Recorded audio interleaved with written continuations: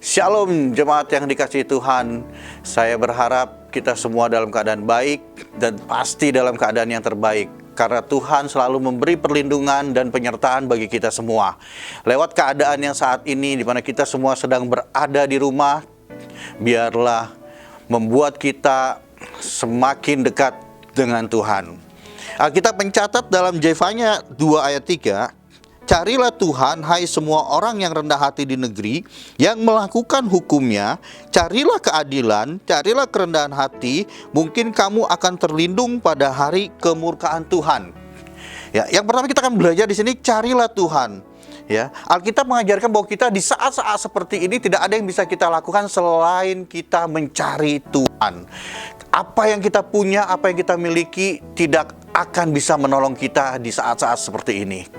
Yang paling terpenting adalah carilah Tuhan. Karena dengan mencari Tuhan itu menandakan bahwa kita adalah orang-orang yang sangat bergantung sama Tuhan.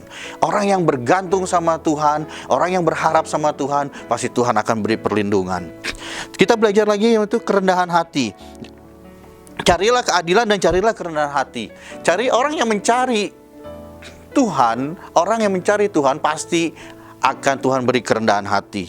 Kerendahan hati adalah salah satu teladan yang Tuhan Yesus berikan, yang Tuhan Yesus ajarkan selama dia ada di muka bumi ini. Dia sudah menjadi contoh, dia sudah menjadi teladan bagi kita untuk bagaimana kita bisa belajar melaluinya. Yang jadi pertanyaannya, apakah itu kerendahan hati? Yaitu kerendahan hati, orang yang memiliki kerendahan hati adalah orang yang tidak sombong. Ya, Alkitab mencatat dalam Yakobus 4 ayat 6b dikatakan bahwa orang yang rendah hati adalah orang yang dikasihi Tuhan. Terus kita belajar kerendahan hati. Orang yang rendah hati adalah orang yang tidak mementingkan diri sendiri atau tidak egois. Filipi 2 ayat 3 dan 4. Karena itu sempurnakanlah sukacitaku dengan ini, hendaklah kamu sehati sepikir dalam satu kasih, satu jiwa, satu tujuan, dengan tidak mencari kepentingan diri atau puji-pujian yang sia-sia. Sebaliknya hendaklah dengan rendah hati yang seorang menganggap yang lain lebih utama daripada dirinya sendiri. Kita belajar bahwa kita harus menganggap orang lain itu lebih penting dari diri kita sendiri. Orang lain itu lebih berharga dari diri kita sendiri. Dalam keadaan seperti ini, saatnya untuk kita belajar melakukan semua yang Tuhan Yesus lakukan, teladan yang Tuhan Yesus berikan, bahwa kita bisa menghargai orang lain dengan berbagi dengan sesama, bahwa semua yang kita lakukan biarlah itu menggambarkan bahwa Yesus ada dalam kehidupan kita. Kita satu dalam doa.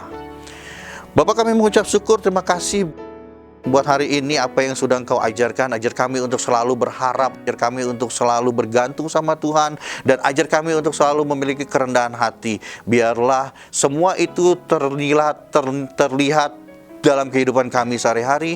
Kami memiliki kerendahan hati, saling tolong-menolong satu dengan yang lain, bahkan saling membantu sesama orang percaya, sehingga kami menjadi berkat bagi banyak orang. Mari kita bergantung sama Tuhan, dan mari kita memiliki kerendahan hati, dan apapun yang kita lakukan biarlah nama Tuhan yang dimuliakan dalam hidup kita. Amin. God bless you.